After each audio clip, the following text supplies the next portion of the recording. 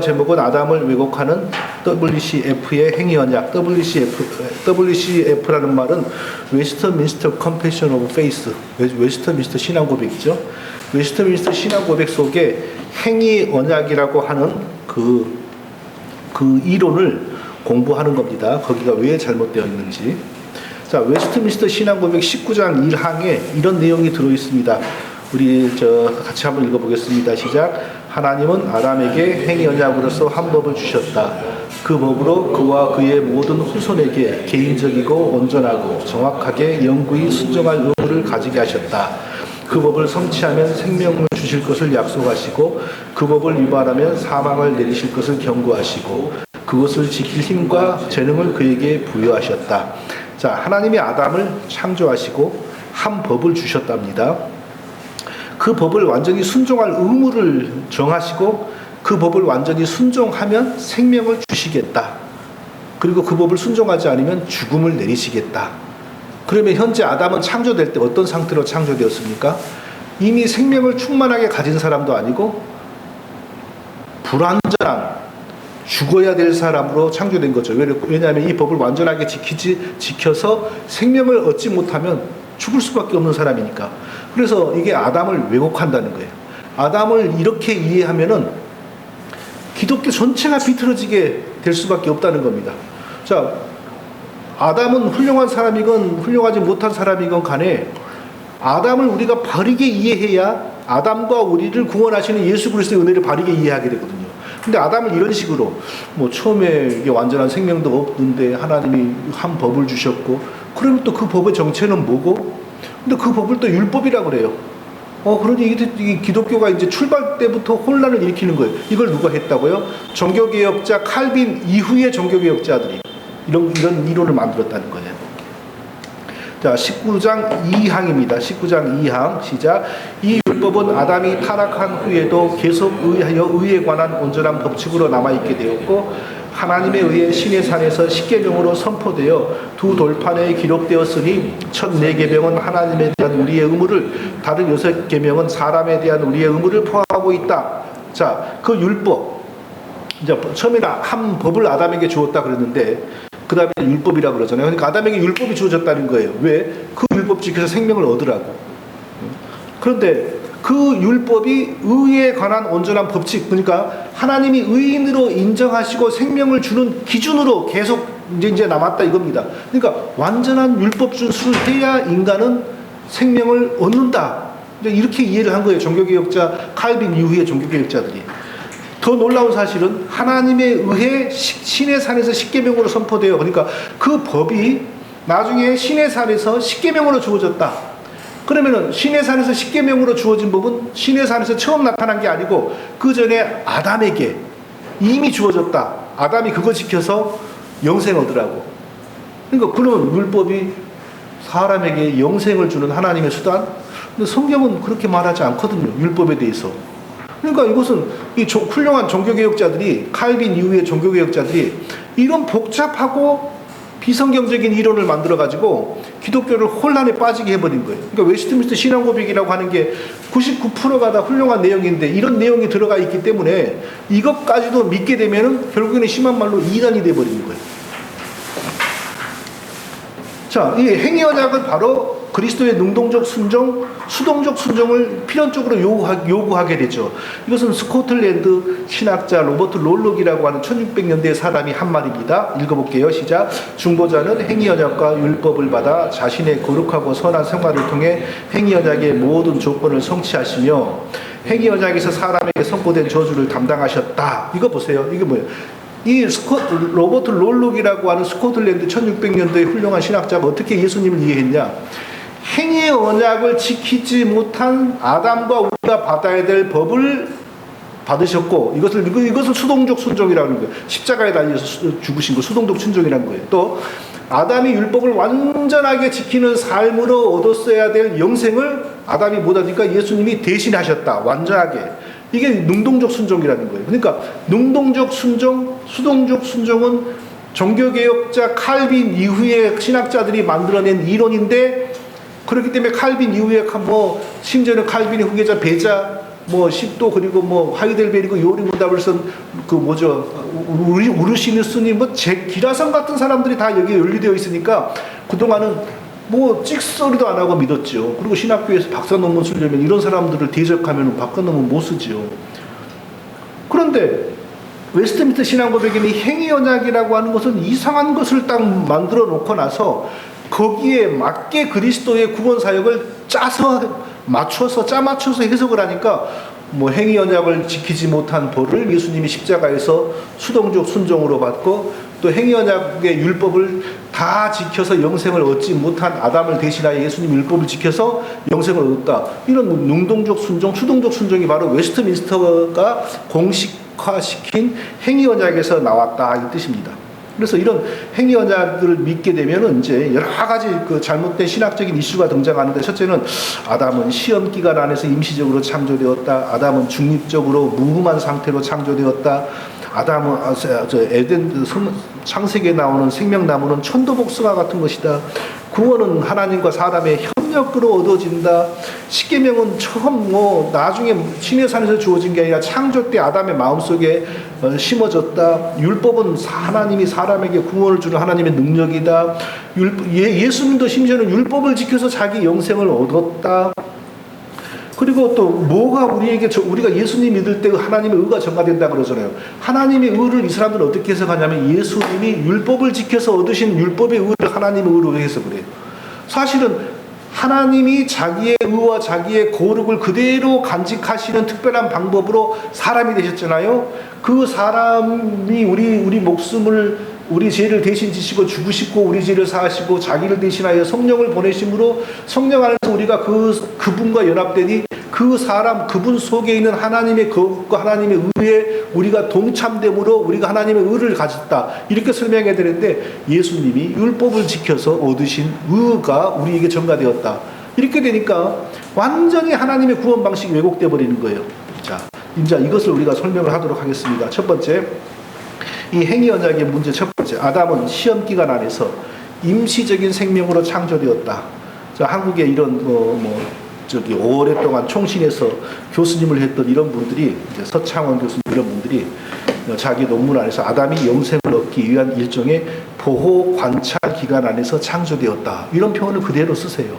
외국의 신학자의 말을 인용하면서, 그러니까 자기가 믿으니까 그걸 그대로 인용한 거죠. 보호 관찰 기간이 뭡니까?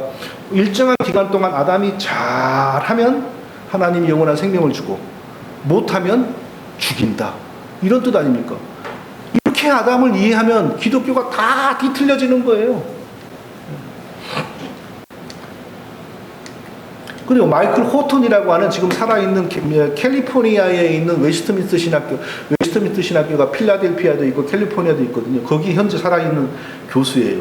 이 마이클 호턴. 아담의 영생은 as the promise for loyal obedience in the period of testing. 한국말로 하면은 충성스러운 순종을 시험하는 시험 기간 안에 시험에 따라서 약속으로 주어진 거다. 그러니까 똑같은 말이죠.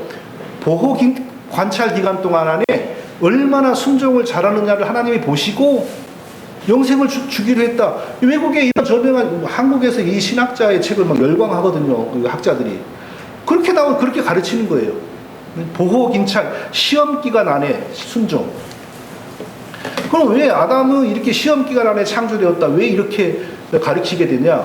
웨스트민스터 신앙고백 19장 1항 다시 한번 읽어보죠. 하나님은 아담에게 행위 언약으로서 한 법을 주셨다. 그 법으로 그와 그의 모든 후손에게 개인적이고 온전하고 정확하게 영구히 순종할 의무를 가지게 하셨다. 그 법을 성취하면 생명을 주실 것을 약속하시고 그 법을 위반하면 사망을 내리실 것을 경고하시고. 여기까지. 자, 하나님이 아담을 만들어 한 법을 줬어요. 율법이라 그랬죠. 그 법을 잘 지키면 생명을 주고 못 지키면 죽음을 내리신다.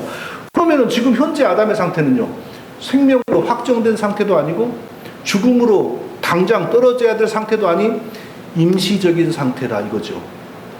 이게 아담은 임시적으로, 그래서 임시적인 생명으로 시험 기간 안에서, 보호 관찰 기간 안에서 창조되었다 이렇게 말을 하는 거예요. 근데 참, 이 시험 기간 안에서 아담이 창조되었다면 대체 그 시험 기간은 100년입니까? 10년입니까? 1000년입니까? 그리고 로마서 6장 23절은 분명히 죄 때문에 죽음이 들어왔다. 죄의 싹은 사망이요 하나님의 은사는 예수 그리스도 예수 안에 우리 주 안에 있는 영생이니라. 분명히 죄는 사망은 죄 때문에 들어왔다고 성경은 말하는데 아담은 지금 시험을 통과하지 못하면 죽게 돼 있잖아요. 이 이론에 의하면은 성경하고 맞지도 않고요. 그러나 창세기 1장 27, 28절을 보면 아담이 시험 기간 안에서 창조되었다라는 말을 할 수가 없습니다. 하나님이 자기 형상 곧 하나님의 형상대로 사람을 창조하시되 남자와 여자를 창조하시고 그리고 여기에 시험 기간 없잖아요. 창조하시고 하나님이 그들에게 복을 주시며 창조하자마자 하나님이 복을 주셨어요. 왜? 자기 자녀로 창조했으니까. 자기 백성으로 창조했으니까. 자기 백성으로 창조하고 바로 복을 주시고 생육하고 번성하고 땅에 충만하라. 여기에 보호 관찰 기간이 들어갈 틈이 어디가 있습니까? 임시적으로 만들어 놓고 하나님이 지켜보시는 기간이 어디 있습니까? 전혀 없는 거죠. 그러니까 웨스트민스터 신앙고백이라고 하는 것은 우리 장로교에서는 스탠다드 다큐멘트, 표준 문서라고 불리거든요. 표준 문서라는 말은 진짜 문자적으로 신앙의 표준이에요. 거기서 어긋나면 우리가 이단이라 이 뜻이에요. 그런 문서 안에 이런 걸 집어넣어 놓고 이거 안 믿으면 뭐 어쩐다는 둥 이렇게 윽박진다는 말입니다. 이게. 자, 뭐라고 했었냐? 육체와 영혼의 분리, 즉 사람의 인격을 구성하고 있는 요소들의 통일성의 해체는 비정상적이고 악한 것이다. 그것은 죄의 싹시다.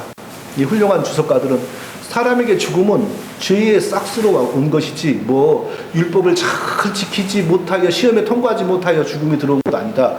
이렇게 보았습니다. 두 번째, 행위 언약의 문제 두 번째, 아담이 중립적으로 무흠 상태로 창조되었다. 조금 어려운데 다 설명이 됩니다. 또 똑같은 마이클 호턴이라고 하는 신학자, 하나님은 온 인류의 머리로서 무흠한 상태에 있는 아담과 맺으신 언약인데 무흠한 상태가 뭔지 우리가 잘 파악을 해야 돼요. 그럴싸한 말이지만 이 언약에 의해 하나님은 사람에게 행위 율법에 대한 완전한 순종을 요구하시고 순종하면 영생을 약속하시고 무흠한 상태에 있는 아담과 언약을 맺었다. 하나님이 무흠한 상태로 창조하셨다. 그런데 그 무흠을 이 호턴은 어떻게 해석하냐? 타락하기 전 아담의 인간성은 제약되지도 않았고 완전히 의롭다고 확정되지도 않았다. 하나님이 그러니까 아담을 완전히 의로운 자기 백성으로 창조한 것도 아니고 그렇다고 제약된 사람으로 창조한 것도 아니고 그게 바로 무흠한 상태라는 거예요. 그러니까 중립적인 상태로 아담을 만들어 놓고 아담이 잘하면 자기 백성으로 삼고 영생을 주시고 못하면 죽음을 내리시기로 하나님이 하셨다. 이렇게 이해를 하고 가르치는 겁니다. 이분들이. 우리 한국의 총신의 신학의 기초를 놓았다라고 존경을 받는 박형룡 박사님도 뭐라 그랬냐. 최종적으로 그리스도가 만약 사람에게 부과된 형벌을 받으셨을 뿐이면 그의 사역의 열매를 나누어 가진 자들은 아담이 타락되기 전에 있던 바로 그곳에 남아있게 되었을 것이다. 이게 무슨 뜻이냐면요. 아담은 무흠한 상태로 창조되었잖아요. 그 상태로는 천국도 못 가고 아직 근다고 지옥에 떨어지는 것도 아니에요. 그 상태에서 아담이 완전하게 자기 마음에 심겨진 율법을 지켰을 때 아담이 너는 의롭구나 하고 천국으로 인도했다 이거예요. 근데 아담이 그렇게 못하고 죽어버렸잖아요. 그걸 그리스도가 회복을 하잖아요. 그래서 그리스도가 수동적으로 십자가에 달려 아담이 그 못한 대가를 치르고 능동적 순종으로 율법을 지켜가지고 천국에 우리를 인도하는데 지금 이 돌아가신 박사님은 그리스도가 만약 형벌만 받았다면 능동적 순종, 율법 준수를 하지 않고 형벌만 받았다면 우리는 천국에 못 가고 여전히 의로움을 얻어서 천국에 가야 될 그 안타까운 어중간한 입장에 남아 있었을 것이다. 이렇게 한국의 장로교회 신학의 기초를 놓은 분들이 이렇게 이해를 했단 말이에요. 이해되시죠? 네? 그러니까 아담이 중립적으로 창조되었다라는 것을 믿으면 그리스도의 십자가만으로 천국에 못 간다. 그리스도의 율법 준수가 있어야 우리가 그 공로로 천국에 간다. 이렇게 복음이 달라져 버리는 거예요. 행위 언약의 아담의 중립적 창조의 원인, 바로 웨스트민스터 신앙고백에서 하나님은 아담에게 행위 언약을 한 법을 주셨고 그 법으로 그와 그의 모든 후손에게 개인적이고 온전하고 정확하게 영구히 순종할 의무를 가지게 하셨고 그 법을 성취하면 생명을 주기로 했기 때문에 그 법을 아담이 못 지켰기 때문에 예수님은 십자가에서 달려 죽을 뿐만 아니라 아담이 못 지킨 율법도 완전하게 다 지켜야만 심지어 예수님 자신도 그리고 예수님을 믿는 우리도 천국에 갈 수 있다. 그게 바로 그리스도의 능동적 순종과 수동적 순종의 이론입니다. 그런데 창세기 1장 26절에 보면 하나님이 이르시되 우리의 형상을 따라 우리의 모양대로 우리가 사람을 만들고, 사람을 만들 때 하나님이 자기의 형상대로 자기의 모양대로 만들었다 그랬습니다. 그게 하나님이 자기의 형상대로 자기의 모양대로 우리를 만드셨다고 성경이 말씀하시는데, 그게 과연 중립적인 상태로 우리를 만들었다는 의미일까요? 완전히 의로운 상태도 아니고 완전히 제약된 상태도 아니고, 이게 중간에 어중간한 상태로 만들었다는 의미겠어요? 아닙니다. 이런 신학에 물들지 않은 올바른 신학자들은 어떻게 그 말씀을 해석했냐면, 하나님의 형상을 가지고 있던 우리의 첫 조상들 아담과 하와는, 타락하기 전 아담과 하와는 이처럼 거룩하고, 그러니까 완전히 거룩한 하나님의 백성으로 창조되었다. 이렇게 이해를 해야지 기독교가 설명이 되죠. 그렇게 거룩하게 창조된 자들이 하나님께 반역죄를 범함으로 더러워지고, 그래서 그리스도가 그 더러운 죄를 없애기 위하여 사람으로 성육신하시어서 그 죄값을 대신 지시고 죽으심으로 그 죄를 없었던 것으로 만드시고, 자기 안에 있는 하나님의 거룩과 의를 우리에게 성령 안에서 주심으로 우리도 이제 의로운 사람으로 인정이 되어 하나님의 자녀가 되는 거죠. 칼빈, 오늘은 별로 칼빈 얘기를 안 하는데 칼빈의 주석을 제가 하나 여기 넣었어요. 아담의 마음에는 그러니까 창조된 아담의 마음에는 완전한 지성이 넘쳐 흘렀고, 올바름도 그의 지성의 동반자가 되어 함께 있었고, 모든 감각이 이성에게 마땅히 순종하기 위해 잘 준비되어 있었고, 그리고 아담의 몸은 자신의 내적인 질서와 잘 조화되는 상태였다. 이게 어중간하게 무음하게 중립적으로 만들어졌다, 그런 뜻 아니잖아요. 완전히 하나님의 자녀로서 부족함이 없이 완전하게 지어졌다는 그런 뜻이잖아요. 그러니까 아담이 중립적으로 창조되었기 때문에 스스로 노력하여 의를 얻었어야 한다. 자기 마음에 기록된 율법을 잘 지켜서 의를 얻었어야 된다. 이런 내용은 기독교를 완전히 뒤틀어버리는 잘못된 것이죠. 근데 그 잘못된 것을 웨스트민스터 신앙 고백 속에 딱 써놓고, 우리가 목사 안수 받고 장로 안수 받을 때 뭐 웨스트민스터 신도 개요서를 준수하고 이게 선서를 하고 있잖아요. 이렇게. 자, 행위 언약의 문제 세 번째, 생명나무가, 성경의 생명나무가 천도복숭아로 변합니다. 중국의 천도복숭아 아시잖아요. 그냥 어떻게 하늘에서 자라는 복숭아 나무를 누가 훔쳐서 따먹었더니 그때부터는 더 이상 늙지 않고 다만 머리가 흰색으로 변할 뿐이고 병도 안 들고 3000년을 살고 막 그런 거. 생명나무가 그렇게 변해버려요. 자, 에드워드 피셔라고 하는 1600년도의 그 청교도 신학자는 아담이 타락하기 전 순결한 상태에 머무는 동안 생명나무 실과를 따서 먹었다면 그는 분명히 영원한 행복의 상태로 살았을 것입니다. 이미 영원한 생명의 상태로 창조된 것이 아니고, 생명나무의 실과를 따먹었으면, 즉 기독교판 천도복숭아를 따먹었으면 영원한 행복의 상태로 영생을 했을 것이다. 이렇게 이해를 했다는 거예요. 마이클 호톤, 그 캘리포니아에 있는 웨스트민스터 신학교의 현역 교수, 하나님은 아담에게 완전히 순종을 명령하셨고 그 조건 안에서 생명나무 실과를 먹을 수 있는 권리를 약속하셨습니다.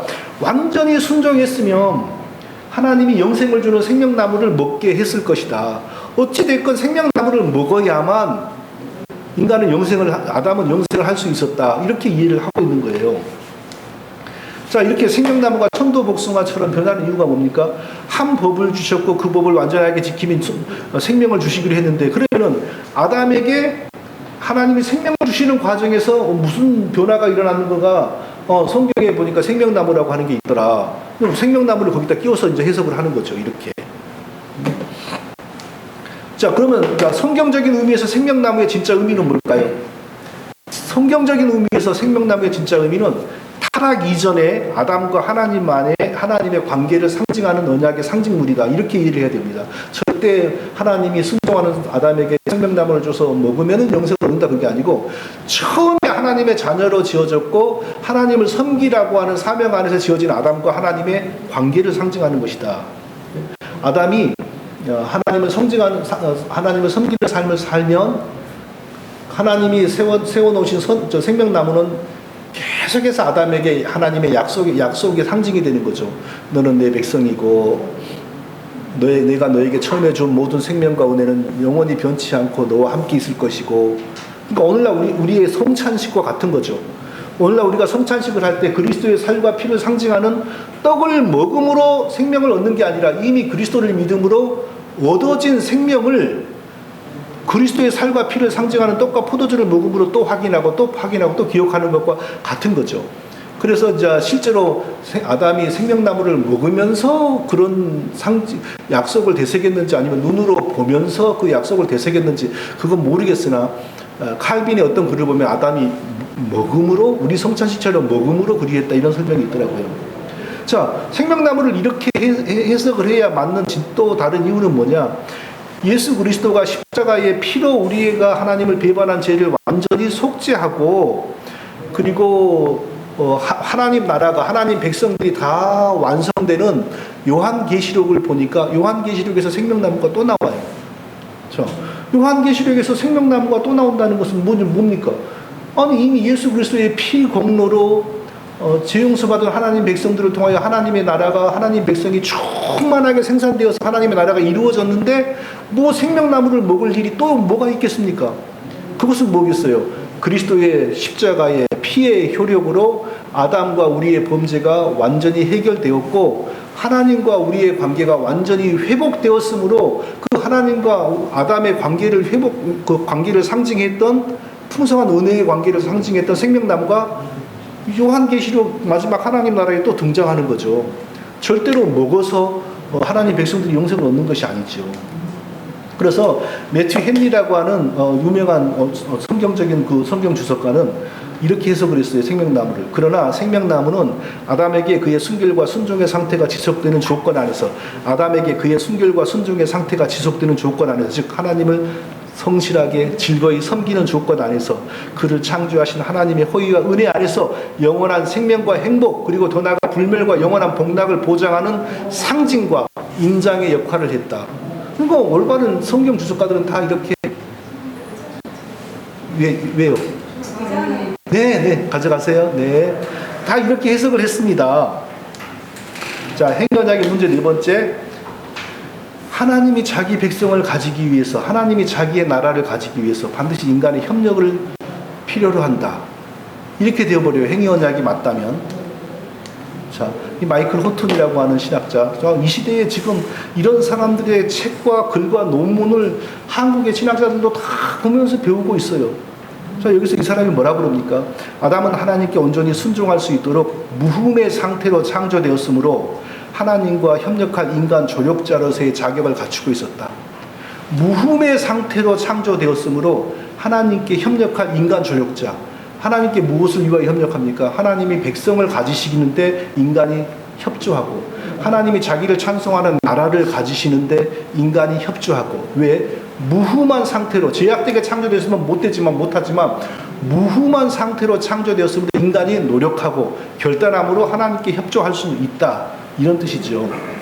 코르넬리우스 프롱크라고 하는 또 유명한 살아있는 카나다 청교도 신학자들은 아담은 하나님의 율법을 완전히 지킬 능력이 있었습니다. 그때 율법은 아담의 친구였습니다. 아담은 율법을 바라볼 때 자신을 위협하는 것으로 보지 않았습니다. 오히려 율법을 사랑했습니다. 그때 율법이 어디에 뭐가 있었습니까 대체? 이런 말은 무슨 뜻이냐면요. 얼마든지 하나님이 지켜라고 하는 율법을 지킴으로 스스로 영생을 얻고 하나님의 백성이 될 수 있는 자질이 아담에게 있었다. 왜? 제약되게 창조되지 않고 무흠하게 창조되었기 때문에 얼마든지 자기가 올바른 마음을 먹고 올바르게 행동하려고 하면 얼마든지 하나님께 협조하여 하나님 백성이 될 수 있었다. 이런 뜻입니다. 이게요. 하나님의 조력자로서 인간이 창조되었다라고 하는 이유.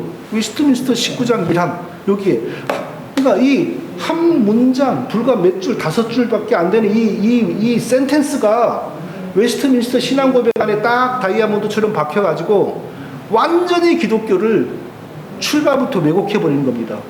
아담에게 행위 언약으로 한 법을 주셨고 그 법을 지키면 생명을 주시고 그 법을 못 지키면 사망을 내리신다.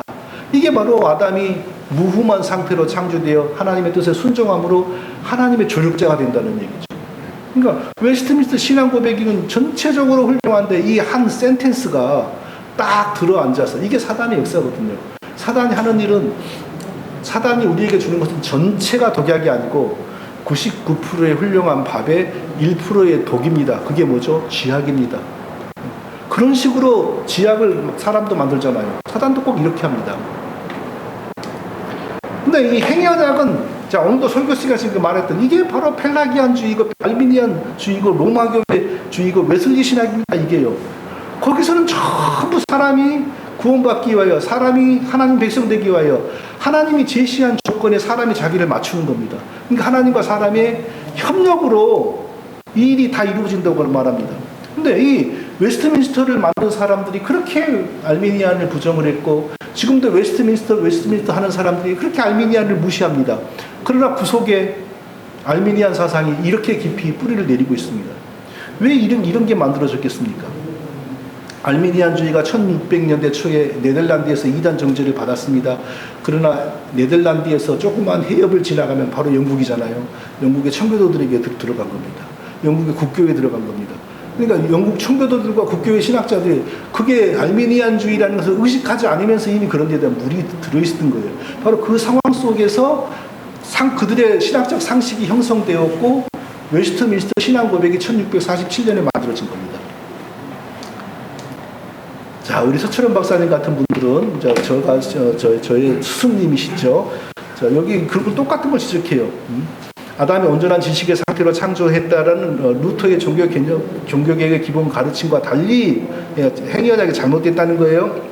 행위 언약을 거부할 수밖에 없는 근본적인 이유는 성경이 가르치는 하나님의 구원의 원리와 맞지 않다는 것이다. 올바른 신학자들은 이거 다 행위 언약 거부해요. 그러나 개념 없는 신학자들만 영국에 가서 배우고 오고 미국에 가서 배우고 오면 그대로 한국에서 그대로 답습을 하는 거예요. 자, 행위 언약의 문제 다섯 번째, 아담에게 율법이 주어졌다 그랬잖아요. 그 율법이 나중에 십계명으로 기록되었다 그랬잖아요. 근데 그건 어떻게 왔냐? 하나님이 직접 주신 게 아니라 자연을 통하여 아담의 마음에 기록되었다. 즉 자연법이라는 거예요. 그게. 예? 자카리아스 우르스라고 하는 하이델베르크 요리문답을 쓴 아주 대단한 신학의 종교개혁 때 대가였죠. 십계명은 자연을 통해 창조의 이성을 받은 피조물들의 마음에 새겼고, 십계명이 자연을 통하여 이성을 가진 사람의 마음에 자연적으로 심어졌다. 이거 무슨 뜻이냐면요, 하나님이 특별 계시의 말씀으로 사람에게 주신 것이 아니고 자연을 통하여 그냥 자연적으로 사람에게 주어졌다. 이게 자연법이라는 겁니다. 그리고 이후 선지자들이 그 자연법으로 주어진 십계명을 반복적으로 선포했다. 이게 여간 보통 잘못된 이론이 아닙니다. 십계명은 하나님이 자기의 은혜로 구원하여 자기 백성으로 삼은 이스라엘 백성들에게 하나님 백성답게 사는 가이드로 주셨는데, 십계명이 자연을 통하여 창조 때 인간에게 자연적으로 주어졌다? 그러면은 불교인들에게도 그게 있는 거고, 힌두교인들에게도 있는 거고, 왜? 자연 안에서 사는 모든 사람들에게 그게 있는 거잖아요. 근데 우리가 그 법을 십계명에 우상 숭배하지 말라는데 우상 숭배했다고 해서 하나님이 자기 의지의 말씀으로 주신 것이 아닌데 그게 그렇게 죄가 될까요? 자, 코르넬리우스 프루크라고 하는 또 이 신학자, 하나님께서 사람을 지으실 때 율법을 마음에 새겨주셨습니다. 또 같은 얘기잖아요. 근데 그 율법은 이미 모세에게 주신 시내산의 율법조차도 이스라엘에게 새로운 것 아니었습니다. 왜냐하면 율법은 이미 이스라엘 백성들의 마음에 새겨져 있기 때문에, 자연을 통하여 마음에 새겨져 있기 때문에. 총신에서 강의하는 김효남 교수님도 어떻게 십계명을 처음에 아담에게 주어진 율법을 설명하냐면요, 아담이 창조되었을 때 하나님께서 명시적으로 언약을 제한하지 않았지만, 이 말은 하나님이 의지적으로 의도적으로 말씀을 주신 건 아니지만 하나님과 인간의 존재론적 차이와 하나님과 인간의 본성에 따라 일정한 명령 혹은 율법이 주어졌고, 이 말은 뭐냐면 하나님은 창조주의고 우리는 피조물이기 때문에 자연적으로 하나님의 법이 자연을 통하여 우리에게 신겨졌다, 이 뜻입니다. 네, 신의 산에서 모세에게 십계명을 주실 때 전에 존재하지 않았던 새로운 원리를 만들어 주신 것이 아닙니다. 바로 이 율법, 아담의 마음속에 자연을 통하여 주어진 자연법을 명문화한 게 십계명입니다. 그러니까 우리는 분명히 율법은 창조 때 주어진 게 아니고 타락이 발생한 이후에 하나님이 자기의 은혜로 구원해 있는 백성들을 자기 뜻대로 사는 거룩한 백성 삼기 위하여 하나님이 의지적으로 특별히 특별 계시로서 주셨고 인간은 그것을 지킬 수 없었고 그 율법에 의하여 정죄와 저주만 받을 수밖에 없었으나 그리스도가 그 율법이 인간에게 선고하는 저주와 사망을 대신 받으심으로 우리를 율법에서 해방시키고 이렇게 이처럼 율법은 엄청나게 중요하게 하나님이 의지적으로 특별 계시로 사용하신 거거든요. 근데 이 아담의 잘못된 이론에 의하면 율법은 하나님의 의지의 산물, 특별 계시의 산물이 아니라 자연의 법입니다. 자연의 법.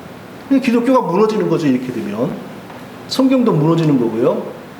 십계명이 아담에게 자연법으로 주어졌다고 하는 이유, 하나님은 아담에게 행위 언약으로 해서 한 법을 주셨다. 딱 이해 놓으니까 이 법은 도대체 뭐냐? 이 법은 어디서 왔냐? 설명을 드려야 되잖아요. 근데 성경 어디에 하나님이 생명을 얻는 율법을 아담에게 주었다 이런 얘기 없잖아요. 그러니까 세상 자연법 사상으로 이걸 해석하는 거예요. 자연법 사상이 먼저 들어왔고 그것을 이렇게 이런 문장으로 표현을 한 거죠. 종교개혁자들, 칼빈 이후의 종교개혁자들 이렇게 표현을 하면서 애써 이루어놓은 종교개혁을 이렇게 망쳐버리는 거죠. 이 법은 그의 타락 후에도 계속 의에 관한 완전한 규칙이었고 신의 산에서 하나님에게 그렇게 십계명에 그렇게 선언되었으며 아까 제가 다 한 얘기죠. 자, 그래서 외신의 행위 언약의 율법은 자연법이다. 자연법이 뭔지 저도 처음에 잘 모르겠더라고요. 근데 막 여기저기 뒤져보고 보니까 자연법이 뭐냐? 만물과 인간에게 존재가 시작되면서 저절로 형성된 본성의 법. 어디서 배운 게 아니라 우리의 본성 속에 우리가 생겨나면서부터 저절로 생겨난 것. 그게 우리에게 구원을 주는 법이 될 수 있겠어요? 네? 만물 속에 내재하고 있는 법. 예. 그런 법을 나중에 하나님이 주신 율법과 동일시하는 거예요. 그러니까 기독교의 특별성이 무너지는 거라고요. 이렇게 되면은 종교다원주의 가기 쉽죠. 이렇게 되면요. 존 페스커라고 하는 이분도 미국의 지금 미시시피 쪽에 있는 신학교의 현역 교수고 우리 한국의 신학자들이 아주 열광하는 분이죠. 개혁 신학자들은 자연법을 도덕법 즉 십계명과 그리고 아담과 이스라엘이 지켜야 될 율법으로 연결시켰을 뿐입니다. 이게 무슨 말이냐면은 우리 기독교의 십계명과 또 이스라엘 백성들이 지켜라고 하나님이 주신 십계명은 원래 뿌리가 뭐냐? 하나님이 자연의 법으로 아담의 마음에 기록해 주신 그 법인데 우리 개혁 신학자들, 장로교 신학자들이 이 두 개를 연결시켰다 이 뜻이에요. 이게 무슨 말인지 알고 나면은 심각한 말인데 모르면은 저게 뭔 소린가 그러죠. 네? 하나님이 자기 백성들을 거룩하게 살라고 주신 법이 하나님이 특별히 제약에 빠진 자기 백성들을 위하여 계시의 말씀으로 주신 것이 아니고 처음에 하나님이 뚝딱뚝딱 세상을 창조할 때 자연 속에서 쭈무럭 자연이 만들어냈다 이거예요. 그것은 하나님의 성품을 반영하는 거였다 이거죠. 그러니까 기독교가 우리에게는 하나님의 특별한 은혜로 우리를 죄에서 구원하고 그리스도를 통하여 구원하기 위하여 하나님이 특별한 은혜로 주신 율법의 말씀으로 우리를 묶어넣고 그 위에 정죄받은 우리를 위하여 예수님이 대신 죽고 이렇게 전개돼야지 사실이 맞는데 하나님이 처음에 창조할 때 자연은 자연 속에서 쭈무럭 십계명이 주어졌다 이렇게 말을 해버리면은 안 되죠. 기독교가 무너지는 거죠. 그렇게 되면 십계명이 창조 때 아담에게 주어졌다면 하나님은 아담을 죄인으로 창조하셨다는 거잖아요. 예를 들면은 십계명 안에 우상을 숭배하지 말라, 간음하지 말라 이런 말이 있어요. 그게 창조 때 아담에게 주어졌다면 이미 아담이 간음을 알고 있었다는 거 아닙니까? 이미 우상 숭배를 알고 있었다는 거 아닙니까? 아니 간음을 모르고 우상 숭배를 몰랐다면 하나님이 아담에게 간음을 가르치는 거 아닙니까 지금? 이게 보통이 아니에요 이게요. 예? 로마서 5장 13절 죄가 율법이 있기 전에도 세상에 있었으니 여기 분명히 말씀하잖아요. 율법이 있기 전에 먼저 죄가 있었어요. 죄가 발생하고 난 다음에 죄를 억제하기 위해 나중에 율법이 온 겁니다. 또 갈라디아서 3장 17절 하나님이 미리 정하신 언약 이건 뭐냐? 오직 하나님을 믿는 자에게 하나님이 구원을 주신다. 믿음으로 구원을 얻는다. 이거 아브라함 언약이거든요. 그 언약이 있고 나서 430년 후 시내산에서 이 율법이 주어졌는데 율법이 430년 뒤에 생겨나서 이 하나님이 먼저 주신 믿음의 언약을 없애지 못한다 이거죠. 그러니까 율법은 아담이 타락하고 나서 한참이 지난 후에 하나님이 자기 백성을 만드시고 자기 백성을 거룩하게 살게 만드시고 동시에 자기 백성이 그리스도를 바라보게 만들기 위하여 율법이 온 것인데 이렇게 다 무너지는 거예요. 이 웨스트민스터 신학에 가면은 그냥 처음부터 자연을 통하여 십계명이 죄를 지적하는 십계명이 쭈무럭쭈무럭 자연 속에서 만들어져 가지고 아담의 마음에 심겨졌고 아담은 그걸 잘 지키면 영생을 얻는다? 다들 막 졸음이 지금 오시는데 커피 드세요. 예, 쭈무럭쭈무럭 만들어졌다. 그러니까 우리가 막 웨스트민스터 신앙고백 그러면은 벌벌 떨어요. 그리고 겁이 나가지고 너 웨스트민스터 신앙고백 안 믿어, 뭐 너 면직 시킬 거야 이러면은 목회자들이 발발 떨어요. 저도 처음에 이 문제를 제기했을 때 저것이 이제 죽으려고 구덩이를 판다. 그리고 실제로 이걸 걸어갖고 나를 죽이려고 했어요. 실제로 했어요. 해보다가 괜히 걸었다가 저 사람 키워주는 것밖에 안 되겠네. 저게 맞는데 이렇게 되니까 이제 그 시도가 없어진 거예요. 이게요. 서철원 박사님 같은 십계명이 하나님이 자기 백성에게 주신 법이 아니고 단지 창조와 함께 인간 본성에 형성된 자연법일 뿐이다. 그렇다면 하나님은 창조 세계에 아무런 역할과 기능을 가지지 못한다. 왜? 하나님이 자기 백성에게 특별히 뜻을 가지고 목적을 가지고 이렇게 이러이러한 율법을 지켜라 이랬어야지 그게 권위가 있잖아요. 근데 하나님이 지으신 피조 세계 안에서 자연을 통하여 하나님의 법이라는 게 쭈무룩 자연 속에서 나와갖고 사람 마음에 들어오고 그걸 나중에 뭐 돌판에 기록해갖고 십계명이라고 주고 이랬다면 하나님이 자기 백성에 대한 특별한 통제권이 없어지는 거죠. 기독교가 무너지는 거예요. 기독교나 불교나 무슨 차이가 있어요. 다 그렇게 되면은. 행위언약의 문제 6번째, 인간에게 구원을 주는 율법. 성경 어디에도 율법이 구원을 준다는 내용이 없습니다. 율법은 사람이 믿음으로 그리스도를 믿음으로 구원 얻는 것을 도울 뿐입니다. 어떻게? 율법은 단지 너 죽어 이 소리밖에 안 했어요. 너 왜 죽어? 너 죄인이잖아.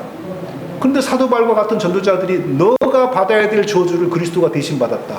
이렇게 연결을 시켜주니까 그러면 나 대신 저주받고 좀 그리스도만 믿으면 사는구나. 이런 차원에서 율법은 사람이 그리스도를 믿음으로 구원받도록 돕기 위해서 왔다는 겁니다. 근데 이들은 웨스트민스터 신학에 하면 율법은 사람을 직접 구원을 해요. 이게 베자라고 하는 사람이 누구냐면요, 칼빈이 죽을 때 자기 후계자로 삼은 사람입니다. 불행한 것은 칼빈이 죽고 후계자로 삼은 사람으로부터 이 중요한 진리가 왜곡되기를 시작합니다. 이 사람이 1556년 라틴어로 쓴 로마서 신약성경 주석에 하면 로마서 5장 18절을 뭐라고 해석을 했냐면 그리스도는 율법을 행하는 자는 율법에 의해 산다는 율법의 공식을 따라 영생을 청구하셨다. 율법의 공식, 율법을 준수하는 자는 율법이 생명을 준다. 이 공식에 의하여 예수님이 영생을 청구했다. 뭐 했다는 거죠? 율법을 지키라는 완전한 요구를 예수님이 다 했다는 거예요. 이때는 능동적 순종이라는 용어가 등장하지 않았어요. 근데 이미 칼빈의 후계자부터 능동적 순종의 개념이 이미 형성이 되고 있었던 거예요. 그러니까 불행은 칼빈이 죽고 나서 칼빈의 후계자부터 이 성경의 진리를 바로 알지 못하고 곁길로 나가기 시작했다는 거예요. 그러니까 오늘날 많은 사람들이 칼빈주의 하지만 사실은 칼빈주의에 서 있는 사람이 매우 드물어요. 이게 비극입니다. 자카리아스 우리스미스, 이 사람도 하이델베르그 요리문답을 쓰고 초기 종교교육자들 가운데서는 별과 같은 사람이었죠. 근데 이 사람이 율법을 뭐라고 해석했냐면요, 대요리문답이라고. 이때는 막 대요리문답, 소요리문답, 신앙고백서 이런 거 쓰던 시절이에요. 왜냐하면 이제 천주교에서 빠져나오면서 그럼 뭐가 올바른 믿음이냐 이런 걸 정립하기 위해서 막 항상 써요. 뭐 소요리문답, 대요리문답, 무슨 신앙고백, 벨기에 신앙고백, 스위스 신앙고백, 웨스트민스터 신앙고백, 가지도 수십 가지예요. 근데 이 사람이 대요리문답 36번에서 뭐라고 하냐면요, 다 같이 읽어보겠습니다. 시작. 율법은 자연을 통하여 인간에게 알려진 것으로서. 자, 여기 보세요. 율법이 어디에서 알려졌다고요? 자연을 통하여. 하나님이 자기 은혜로 창조한 자기 백성들을 거룩하게 살게 만들기 위하여, 죄를 억제하기 위하여, 그리고 궁극적으로 죄를 대신 지고 죽으시는 그리스도를 바라보게 만들기 위하여 하나님이 특별하게 의지와 목적을 가지고 특별한 계시로 주었다고 해야 율법에 대한 바로 이해잖아요. 근데 이 기라성과 같은 종교개혁자들이 율법은 자연을 통하여 인간에게 알려진 것으로 이렇게 나가버리는 거예요. 그러니까 종교개혁이 칼빈 루터에 의하여 완성된 종교개혁이 바로 그 다음 시대부터 허물어지기 시작하는 거예요. 율법은 완전하게 순종하는 사람에게 하나님께서 영생을 약속하였고, 성경 어디에 율법이 완전하게 자기에게 순종하는 자에게 영생을 준다는 내용이 있습니까? 믿음의 조상 아브라함이 영생을 얻는데 무슨 율법과 연관성을 가진 적이 있습니까? 기생 라합이 영생을 얻는데 율법과 무슨 연관을 가진 적이 있습니까? 성경을 뭘 봤는지 모르겠어요, 이분들이. 진짜 이해가 안 되는 거예요. 웨스트민스터 총회의 신학자들, 그러니까 1642년 영국 내부에서 전쟁이 벌어졌잖아요. 그 전쟁은 이제 국교회와 청교도 사이의 전쟁이었는데, 청교도가 이기면 국교회의 수장인 국교회가 망하는 거고, 국교회가 이기면 청교도들이 죽는 전쟁이었죠. 그때 이제 영국 잉글랜드 의회가 저명한 신학자들, 전국의 신학자들을 막 여기저기서 불러서 모았어요. 왜 불러 모았냐? 지금 나라가 전쟁으로 해서 양단 나고 있는데, 이게 원인이 종교다, 종교. 교리가 달라가지고, 이 지경이 됐는데, 전쟁에서 이긴다는 보장도 없었을 때입니다, 그때는. 전쟁을 이길지라도 또 교리가 갈라지면은 또 싸움 난다. 그러니까 교리의 일치를 봐라. 그래서 웨스트민스터 총회라고 하는 걸 만든 거예요. 그래서 거기 불러가지고 이제 막 학자들도 연구를 하게 만들었어요. 그런데 그 학자들이 뭐 신앙고백서도 만들고 대요리문답도 만들고 서유리문답도 만들고 그러면서 또 뭐냐 성경 주석도 썼더라고. 성경 해설집도 썼더라고요. 근데 거기에 레위기 18장 5절에 대해서 뭐라고 썼냐면, 율법을 지키는 모든 사람에게 생명을 약속한다. 그러므로 만일 율법이 지켜지면 율법으로 생명을 누리는 것이 정당화되어진다, 이래요. 율법을 지키는 사람에게 생명을 보장한다. 이런 건 성경에 없는 거거든요. 대체 왜 이런 생각을 했는지 모르겠어요. 이러니까 이 훌륭한 종교개혁 신학이 칼빈 이후에 칼빈에게서 벗어나 버렸다. 그래서 말이 생긴 거예요. 종교개혁자들은 전부 내가 칼빈주의자들이라 그래요. 그런데 사람들이 이렇게 말해요. 왜 칼빈주의자들과 칼빈이 다르냐? 칼빈주의자들과 칼빈은 왜 이렇게 차이가 나냐? 이런 말이 이래서 나오는 거예요, 지금요. 이렇게 하는 사람들 중에, 웨스트민스터 행위언약 주장하는 사람 중에 너 칼빈주의 아니지? 그러면 펄쩍펄쩍 뛰어요. 나는 칼빈주의자야. 나는 개혁주의자야. 그래요. 그런데 정작 칼빈하고 맞지가 않아요. 이 중요한 부분에서. 율법으로 구원 주시는 하나님의 성품을 성경에서 찾을 수 있는 거 없죠. 아브라함이 여호와를 믿으니, 하나님을 믿으니 영생을 주셨어요. 왜? 하나님께서 자기를 믿으니 자기의 신적인 의를 아브라함의 것으로 인정하시고, 그리고 장차 자기의 성육신자 예수 그리스도가 그를 위하여 죽으실 작정 안에서 아브라함을 의롭다고 하시는 겁니다. 이 아브라함의 그 칭의의 원리가 로마서 4장, 야고보서 2장 23절 그대로 이어지잖아요. 그러니까 오직 믿는 자가 의롭다함을 얻고 천국에 간다. 이게 성경의 원리거든요. 성경 어디에도 율법을 지키는 자에게 영생을 준다, 이런 얘기는 없거든요. 근데 왜 그런 생각을 했나? 천주교에서 나올 때 천주교를 다 버리고 나온 게 아니라 천주교의 행위구원론, 펠라기우스주의, 그 잔재가 자기들도 모르게 여기 남아있는 거죠. 이게 그렇지 않고서 이런 게 나올 수가 없어요. 외신의 행위언약을 지지하는 모든 학자들은 완전한 율법 준수로 구원이 가능하다고 생각을 했어요. 그러나 그것은 현실적으로는 불가능하다. 왜? 인간이 죄인이 되어가지고 완전한 율법 준수할 수가 없게 되었다. 이게 웨스트민스터 신학자들의 구원론이었다고요. 만일 인간이 진짜 이론적으로 완전하게 율법 준수를 할 수 있으면 그것으로 구원을 얻을 수 있었을 텐데, 인간이 죄인이 되어버렸기 때문에 완전한 율법 준수를 못하게 되었고, 오직 남는 길 하나는 완전히 율법 준수하신 예수님을 믿는 걸 뿐이다. 이게 오늘날 개신교 장로교회 신학자들이 가지고 있는 구원론이라. 이게 율법은 원래 구원을 줄 수 있다라고 본다고, 이 사람들이. 외국의 신학자들이 이건 다 똑같아요. 한국의 신학자들이. 그러니까 십자가는 단지 죄 용서를 주고, 영생과 완전한 생명은 율법 준수에서 나오는데, 우리가 못했으니까 예수님이 하신 것을 의지할 수밖에 없어요. 그러면 종교개혁 이전과 종교개혁 후가 뭐가 달라진 겁니까? 종교개혁 이전에는 인간이 십자가를 믿고 구원이 시작이 되고, 그리고 스스로 완전한 의로운 행위를 함으로 자기 구원을 완성했어야 되잖아요. 종교개혁 이후는 어떻게 달라졌어요? 십자가를 믿고 아담이 선악과 먹은 죄를 용서받고, 그리고 내가 완전하게 살지 못하니까 나 대신 완전하게 사신 예수님을 믿고 의지한다. 결국은 우리를 구원하신 예수님마저도 율법의 종이 되어서 성공적인 삶을 살았기 때문에 우리에게 구원이 없다는 거예요. 그러니까 율법주의가 천주교에서부터 종교개혁 교회 속으로 약간 포장만 달라갖고 그대로 와요. 아니 예수님까지도 율법을 지켰기 때문에 구원을 얻고 그 공로로 우리까지 구원을 얻었다면 율법이 예수님 위에 있잖아요.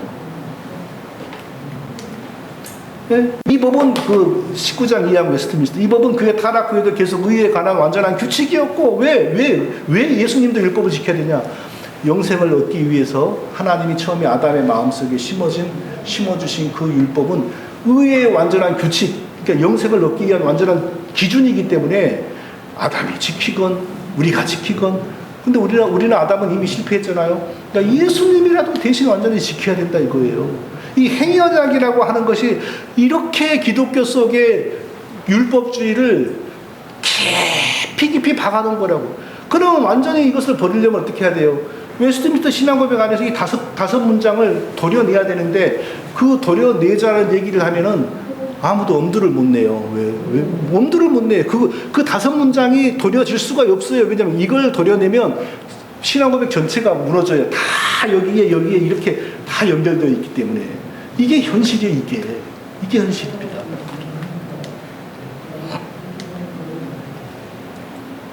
자, 서철원 박사님 율법에 대해서 율법은 살리고 구원하는 기능은 없고 정죄하고 죽이는 기능을 갖는다.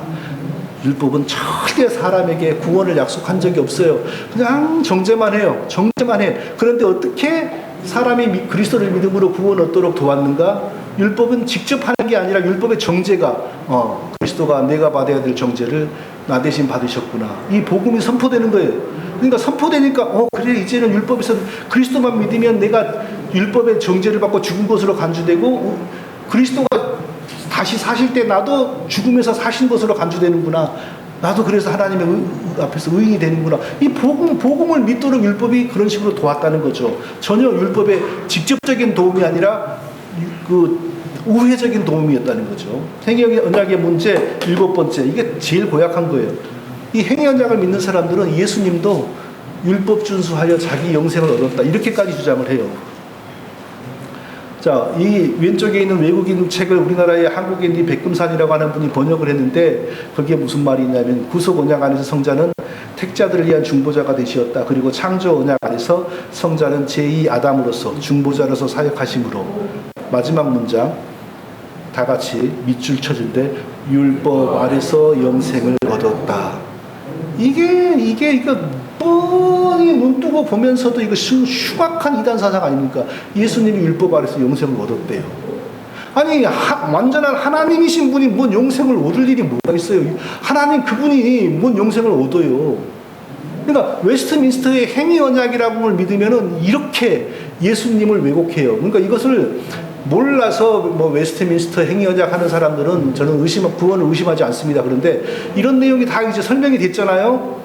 그럼 구원받은 사람이라면 아이고 이거 더 붙들 게 아니구나 하고 돌아서게 돼 있어요. 그럼에도 불구하고 이걸 계속 붙든다? 그 사람 안에 생명이 없기 때문입니다.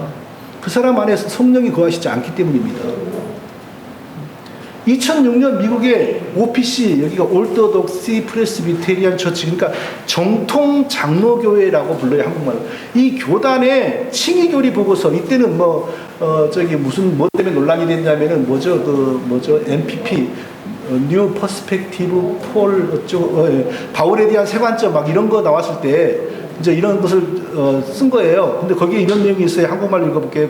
한국말 다 같이 시작. 그리스도께서는 의로운 사람으로 인정되고 죽지 않고 살기 위해 그리스도는 율법의 요구에 적극적으로 순종하셨다. 미국의 최고 정통 장로교회 칭의 신학 보고서에 이런 문장이 버젓이 있어요. 근데 영어 문장 그대로 제가 옮겨놨잖아요. 이게 장로교 핵심 교리 안에 들어있는 무서운 이단 사상입니다. 예수님이 죽지 않고 살기 위해 열심히 율법을 지켜요? 예수님 피조물입니까? 이건 성육신을 부정하는 거잖아요. 웨스트민스터 행위언약이라는 게 이렇게 무서운 겁니다. 행위언약의 문제 8번째, 하나님의 의의 정가를 부정해요. 자, 이들은 어떻게 주장을 하냐면요. 종교개혁자들과 후계자들은 그리스도가 언약적 대표로서 시험을 성공적으로 수행한 것이 믿는 모든 자들에게 전가되고 되거나 돌려진다는 것을 반복해서 상세히 설명했다. 이게 무슨 말이냐면 예수님을 믿을 때 우리에게 하나님 의가 전가된다 그러잖아요. 그 의의 정체에 대해서 어떻게 해석하냐. 예수님이 지상에 와서 삶을 사신 그 공덕, 올바르게 사신 거, 율법에 순종하신 거, 그 공덕이 우리에게 전가된다. 그 얘기를 하는 거예요. 즉 하나님 자신의 본질적인 의가 아니라 하나님 자신의 본질적인 의는 뭐냐? 하나님이 자기의 거룩과 자기의 의를 그대로 가지신 사람으로 성육신하시고 그 성육신하신 예수 그리스도 안에는 하나님의 의로우심과 거룩함이 있잖아요. 우리가 예수님 믿으면 그 예수님 안에 있는 하나님의 본질적인 거룩하심과 의로우심이 우리 것으로 간주된다. 이게 올바른 신앙입니다. 그런데 그것을 부정하고 어떻게 해요? 그리스도의 공로적인 성취가 전강된다. 이 땅에 와가지고 정직하게 사신 거, 이 땅에 와가지고 안식일 잘 지키신 거, 이 땅에 와가지고 간음하지 않은 거. 그게 뭐예요? 율법주의 아닙니까? 율법이 지적하는 거. 그리스도는 율법을 제정하신 분인데, 그리스도는 율법을 제정하고도 넘치는 거룩하고 의로우신 분인데, 그리스도가 이 땅에서 간음하지 않고 올바르게 사시고 정직하게 사시고 그 공로가 우리에게 전가된다? 이것은 기독교를 완전히 파기해버리는 거죠. 로마서 1장 17절 보면 다 읽어보죠. 시작. 복음에는 하나님의 의가 나타나서 믿음으로 믿음에 이르게 하나니. 여기까지만요. 하나님의 의가 나타난다. 왜요? 하나님의 거룩하신 거, 하나님의 의를 그대로 간직하는 특별한 사람으로 성육신했으니까. 그 예수님을 믿으면 그분 안에 있는 하나님의 거룩하심이 내 것으로 간주가 되는 거죠. 왜? 내가 믿음으로 예수님과 연합이 되니까. 로마서 3장 22절 시작. 곧 예수 그리스도를 믿음으로 말미암아 모든 믿는 자에게 미치는 하나님의 은은 차별이 없느니라. 누구든지 예수 그리스도를 구주로 믿기만 하면 예수 그 사람이 되신 하나님의 거룩하심과 의로우심이 그 사람의 것으로 인정이 되는 겁니다. 고린도후서 5장 21절 다 끝나갑니다. 이제 좀만 참으세요. 하나님이 죄를 알지도 못하신 이를 우리를 대신하여 죄로 삼으신 것은 우리로 하여금 그 안에서 하나님의 의가 되게 하려 하십니다. 예수님이 우리의 죄를 지시고 죽으신 목적은 뭡니까? 예수님 안에 있는 하나님의 의가 우리의 것으로 인정되기 위해서 죄의 장벽이 사라지고 우리에게 성령을 주시니 성령 안에서 우리가 예수님과 연합이 되잖아요. 그러니까 예수님 안에 있는 하나님의 의와 하나님의 거룩이 우리의 것으로 인정이 되는 겁니다. 이게 바로 칭의죠. 이게 바로 구원이죠. 근데 이걸 부정하고 예수님이 이 땅에서 정직하게 사셨다, 간음하지 않으셨다, 안식을 잘 지키셨다, 이 공로가 우리에게 전가된다. 이게 바로 웨스트민스터의 신학입니다. 이게 하나님의 의가 뭐냐? 하나님의 의는 하나님의 본성입니다. 하나님의 의는 곧 하나님의 본성, 즉 하나님의 거룩하심, 하나님의 의로우심이 바로 본성이죠. 이게 바로 우리가 예수 그리스도를 믿을 때 하나님이 자기의 의, 자기의 거룩하심을 우리의 옷으로 삼아주시기 위하여 우리와 같은 사람이 되셨고, 우리와 같은 사람으로 오셔서 우리 죄를 대신 지고 대신 죽으시고, 그리고 믿음과 성령 안에서 자기를 우리에게 주심으로 자기 속에 있는 하나님의 의와 하나님의 거룩이 우리의 것으로 간주가 되는 거죠. 칼빈도 빨간 것만 읽어보죠. 시작. 의가 그리스도 안에 본질로서 존재하는데 바로 이 그리스도께 본질로 속한 의가 우리에게 전가된다. 그리스도가 이 땅에 오셔서 올바르게 사신 공로, 간음하지 않은 공로, 이런 것이 우리에게 전가되는 것이 아니고 하나님의 의가 그리스도의 본질로서, 즉 하나님 그리스도 자신이 하나님의 의 덩어리다 이거죠. 그분이 우리를 위하여 대신 피 흘리시고 그분이 믿음과 성령 안에서 자기를 우리에게 주시니 우리가 그 하나님의 본질적인 의에 동참이 된다. 그러니까 우리 구원이 위대한 구원이죠. 우리 같은 죄인, 초라한 자들이 하나님의 본질적인 의에 동참을 하는 거예요. 그러니까 이 구원을 뺏어갈 자가 없어요. 우리가 부족할지라도 사단이 이 구원을 못 뺏어가요. 왜냐하면 하나님의 본질적인 의에 우리가 동참되었기 때문에. 결론 끝났어요. 이제 웨스트민스터 신앙법의 행위 언약은 삭제되어야 된다.